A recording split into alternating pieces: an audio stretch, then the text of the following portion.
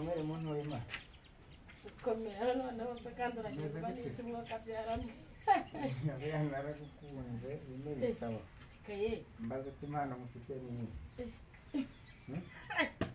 ariko Imana uyu munsi nasenze rwose nayo none nagatangaza merera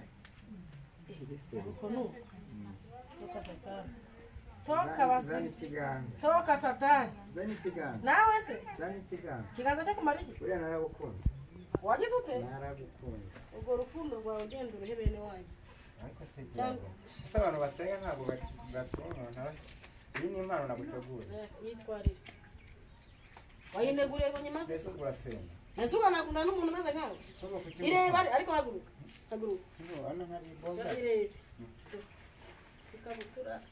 ndi boga ibibodaboda ibigofero kanishyiremo aya wanyemere wapi